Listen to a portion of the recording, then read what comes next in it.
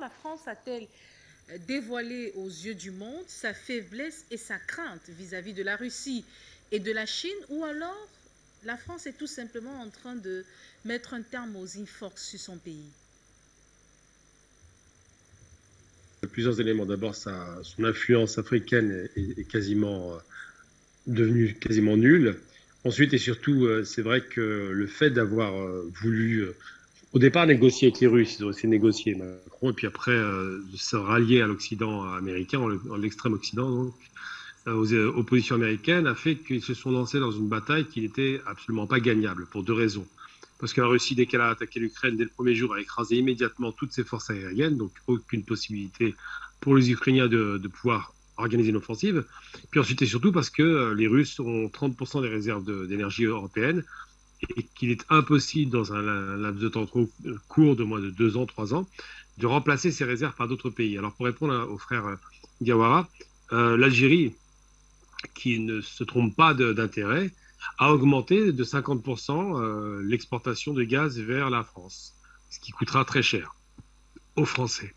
Le gaz est payé avec une monnaie, on dirait, sonnante et trébuchante, puisque c'est du gaz au prix actuel, extrêmement élevé, puisque multiplié par 10. Et donc l'Algérie a augmenté son exportation de 50% de ce qu'elle exportait, qui correspondait à 8% des approvisionnements français. Ça signifie que la France est passée de 8%, avec 50% de plus, à 12%. Donc c'est marginal, ça ne compense absolument pas les besoins du gaz russe qui était de 17% pour la France, ce qui fait que la France se retrouve avec un déficit de 13% d'importation. Donc elle ne peut pas faire face.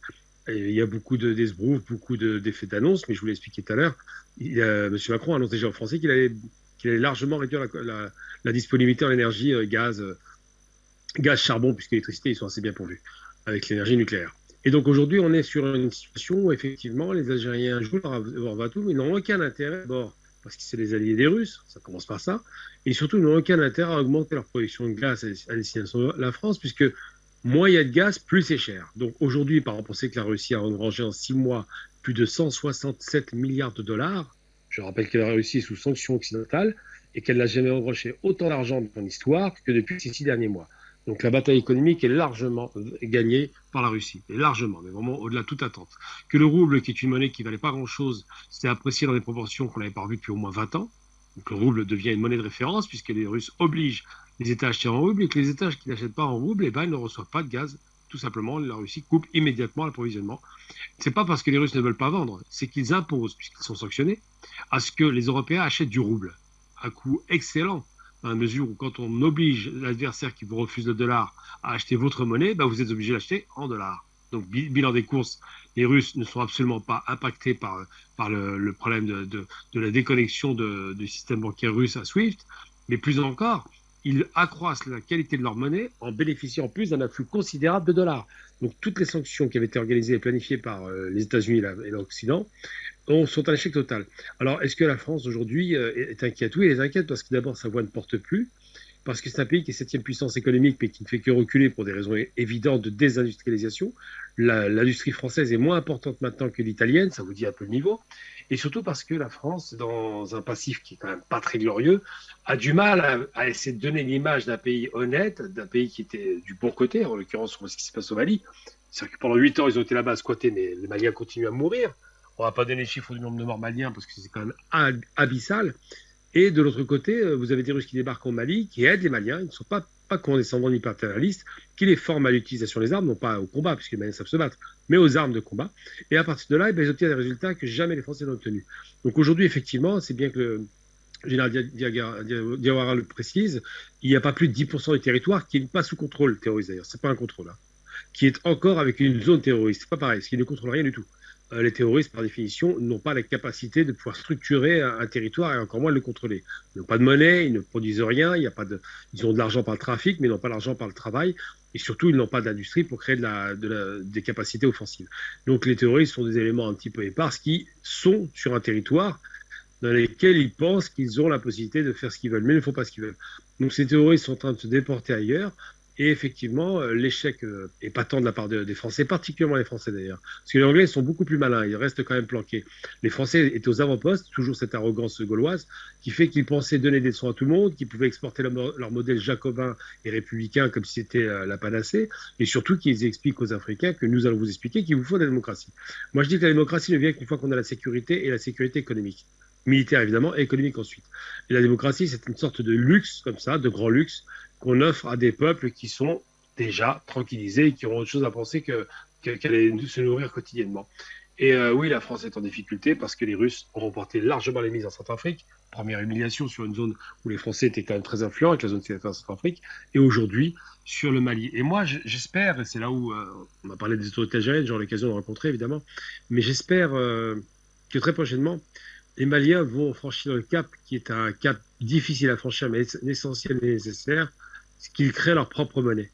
C'est-à-dire qu'ils fassent en sorte, en adossant leur monnaie peut-être à un bitcoin ou n'importe quoi, qu'ils créent leur propre monnaie, ou même quasiment sur leurs réserves, puisqu'ils ont des réserves d'or, ils ont des réserves de pétrole, de gaz qui ne sont pas exploitées, que les Maliens créent leur propre monnaie pour se décoloniser définitivement.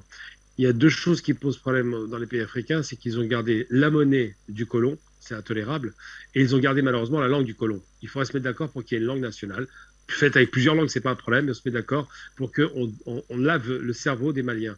J'ai entendu une fois Amina Fofana parler dans la langue régionale de son pays, et je trouve ça très beau, et dommage qu'on ne l'entende pas. C'est pas normal que les langues africaines, à part l'éthiopien, que les langues africaines ne soient pas des langues nationales, parce qu'elles sont, c'est vrai, nombreuses, mais on peut s'arranger pour faire une langue. Je veux dire, Israël est bien créé une langue de toutes pièces, avec l'hébreu moderne. Donc ça, c'est des codes importants à transmettre, et je pense qu'il faut y réfléchir. Ensuite, le rapport de force avec la France doit être un rapport assaini. C'est-à-dire qu'on peut avoir des relations commerciales avec un pays à partir du moment où ce pays vous respecte. Là, aujourd'hui, ce ne sont pas des relations commerciales, c'est un rapport de maître à esclave, de vendeur à vendu, j'allais dire, de vendeur à acheteur, mais c'est pas très sérieux ça. Donc il vaut mieux qu'il y ait des relations saines sur un rapport de force sain.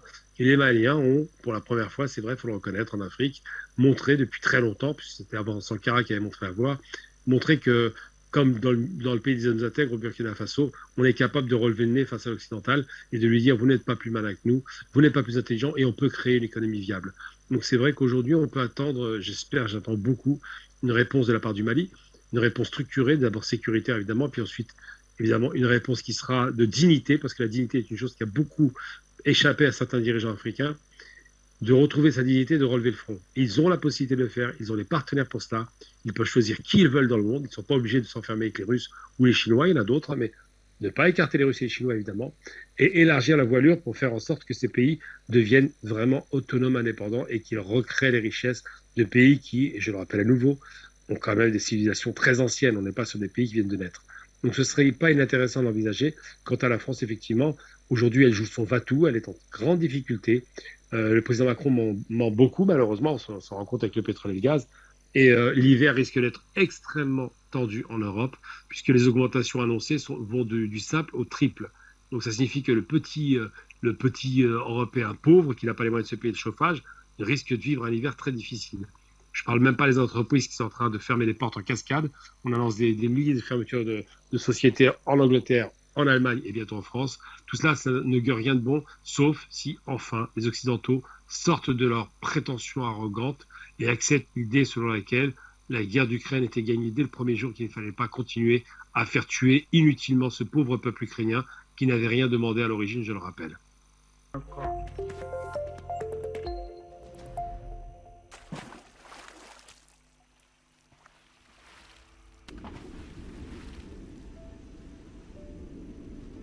Afrique Média. Le monde, c'est nous.